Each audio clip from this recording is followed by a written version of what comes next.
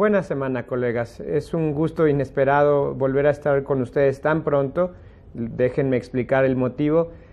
Hubo que hacer un pequeño reajuste en el calendario del programa inicialmente acordado. La unidad 4 de este módulo 5 iba a tratar sobre las experiencias de derecho comparado en torno al control difuso de convencionalidad, pero por cuestiones de agenda del tutor, que va a ser una especial sorpresa para ustedes, se ha recorrido la unidad 4 del módulo 6, que trataba sobre el estado jurisprudencial del control difuso de convencionalidad, y entonces me corresponde por segunda semana consecutiva hablar frente a ustedes. Me da, de hecho,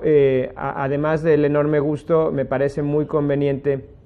estar aquí porque, como bien saben, hemos empezado a reflexionar sobre la contradicción de tesis 293/2011, resuelta en el Pleno de la Suprema Corte de Justicia de la Nación del 26 de agosto al pasado 3 de septiembre. Ya en la unidad anterior iniciamos reflexiones sobre la forma en que esta resolución de la Corte puede impactar en el expediente varios 912/2010. Hemos llegado a la conclusión, después de sus participaciones y ejercicios en la unidad, que representa en cierto sentido un avance frente a los criterios que habían quedado establecidos en el expediente varios 912/2010 del caso Radilla. ¿Por qué? ¿En qué sentido la contradicción de tesis 293/2011 representa ese avance? Bueno, al menos porque en el varios 912 quedaba establecido que la jurisprudencia de la Corte Interamericana sobre Derechos Humanos se tenía que tomar en cuenta de forma obligatoria o vinculante solo en aquellos casos en que el Estado mexicano hubiera sido parte y condenado en la sentencia, no así en los demás precedentes de la Corte Interamericana. Ahora, con la nueva resolución del Pleno en la contradicción de tesis, lo que se avanza es que toda la jurisprudencia, todos los precedentes de la Corte Interamericana de Derechos Humanos, sea México parte o no de los casos, son considerados de obligatoria observancia, por supuesto siempre que sean lo más favorable. También platicamos un poco en la semana pasada cómo el parámetro a través del cual se podía hacer un control difuso de constitucionalidad y de convencionalidad tiene que ser completado no solo con las disposiciones constitucionales y las normas sobre derechos humanos contenidas en tratados internacionales, sino también, por supuesto, la jurisprudencia tanto nacional como internacional, empezando por todos los presentes de la Corte Interamericana, pero que debemos de explorar la posibilidad de atender otros precedentes, otros estándares que provienen de fuente internacional, de inicio tratados internacionales que no son, regionales, no para el continente americano, sino en el ámbito universal, y a partir de ahí las observaciones generales o recomendaciones generales que los comités de derechos humanos de Naciones Unidas puedan emitir. También inclusive declaraciones de derechos, y ahí es muy importante, por supuesto, totalmente vinculante la Declaración Universal de los Derechos Humanos, al menos desde mi punto de vista, no solo porque es una costumbre internacional la que la refuerza, sino porque establece estándares que deben de ser atendidos acorde al principio pro persona. Y también platicamos de la posibilidad de que incluso lo que solemos llamar soft law, principios, reglas, informes de relatorías de comités, pueda ser considerado como parámetro para hacer el contraste y eventualmente practicar el control difuso. La pregunta ahora es si, a la luz de la contradicción 293/2011, en donde sabemos las normas sobre derechos humanos de fuente internacional, o más bien concretada a que se estén contenidas en tratados internacionales, tienen rango constitucional. Entonces, habrá que trabajar para saber si ese rango constitucional se le da a todas esas fuentes internacionales o solamente las normas de derechos humanos establecidas en tratados internacionales, instrumentos internacionales, convenciones, pactos, protocolos, como sea que se les denomine, pero que hayan pasado por el procedimiento para incorporarse como tratado en nuestro ordenamiento jurídico. Esta semana entonces lo primero va a ser invertir bastante tiempo en repasar las sesiones del Pleno en esa contradicción de tesis 293. Cada postura de las ministras y ministros es de sumo interés y a partir de ahí creo que podemos tratar de esclarecer lo sucedido en el Pleno.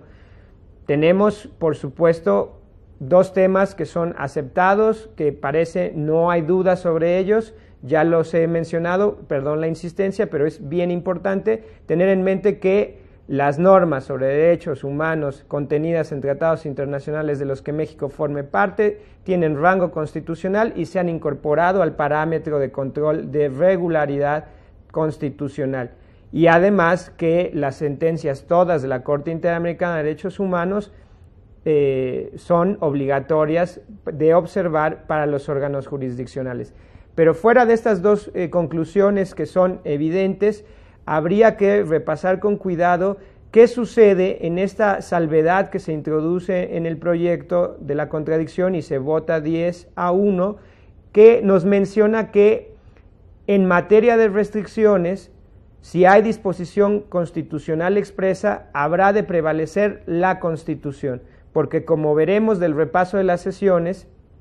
y en espera de los votos que se puedan redactar y por supuesto del engrose, hay, digamos, dos bloques muy claros, uno en el Pleno que dice la Constitución ha de prevalecer siempre como regla general y otro bloque que nos dice la Constitución en materia de restricciones puede prevalecer, pero hay que analizar cada caso concreto porque habrá de estarse a lo que indique la Constitución. Y lo que indica la Constitución en el artículo primero es atender el principio de pro persona y en esa medida buscar el beneficio para todas las personas. Con además una complejidad posterior, porque a la hora de aprobar que toda la jurisprudencia de la Corte Interamericana es obligatoria,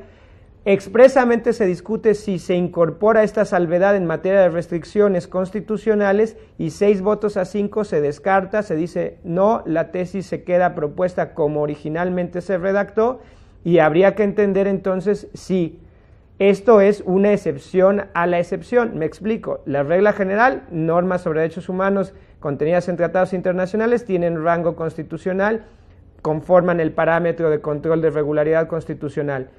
con la salvedad de que en materia de restricciones las disposiciones constitucionales deben de prevalecer. No sabemos si por regla general o caso a caso, ya lo veremos. Pero con la excepción a su vez de que si una jurisprudencia de la Corte Interamericana de Derechos Humanos, un precedente de la Corte Interamericana de Derechos Humanos, establecido sobre una limitante similar a una restricción constitucional, ya ha mencionado que esa restricción a derechos humanos es contraria a la Convención Americana o cualquier otro tratado de la región, entonces como es de obligatoria observancia y se descartó incorporar la salvedad, tendremos que preguntarnos si ha de prevalecer sobre la restricción constitucional la sentencia o el precedente de la Corte Interamericana de Derechos Humanos.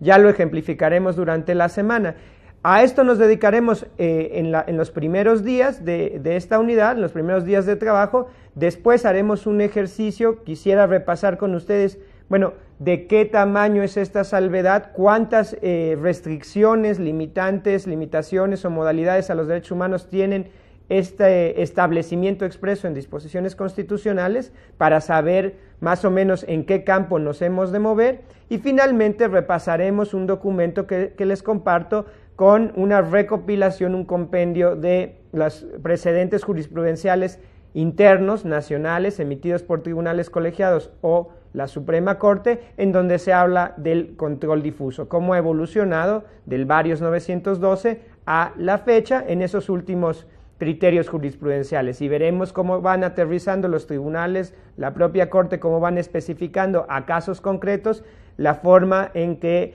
se practica el control difuso tanto de constitucionalidad como de convencionalidad. Y con esto finalizo la plática porque volveremos a insistir en esta distinción que se puede hacer o no del control difuso de constitucionalidad y de convencionalidad, porque si antes era muy sencillo decir, bueno, mientras yo atienda solo los parámetros constitucionales, estoy haciendo control difuso de constitucionalidad, algo que cualquier órgano de jurisdicción ordinaria puede, después de la modificación de jurisprudencia 22-2011 y la ruptura del monopolio del control constitucional al Poder Judicial de la Federación para establecer un control difuso para todo órgano jurisdiccional de este país,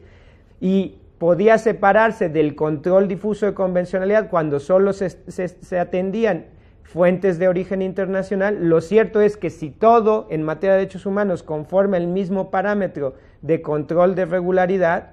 constitucional y convencional, en realidad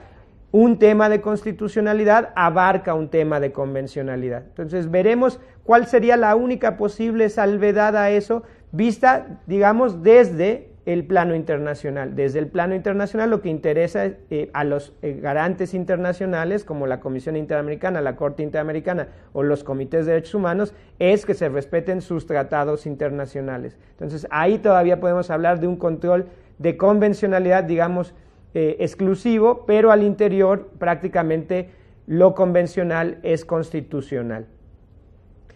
Entonces, con ello, pues haremos un par de conferencias. En esta semana tendremos una dinámica diferente, una conferencia el martes, una conferencia el jueves y una tercera ronda de preguntas hacia el final el viernes. Total, que creo que tenemos mucho de dónde cortar. Habrá que invertir en leer estas sesiones, ponerles con cuidado, y es un gusto iniciar las reflexiones sobre este tan importante precedente que sin duda impacta en la forma en que hemos entendido la reforma constitucional de derechos humanos de 10 de junio de 2011 y la forma en que se ejercerá un control difuso de constitucionalidad y de convencionalidad. Muchas gracias y buena semana.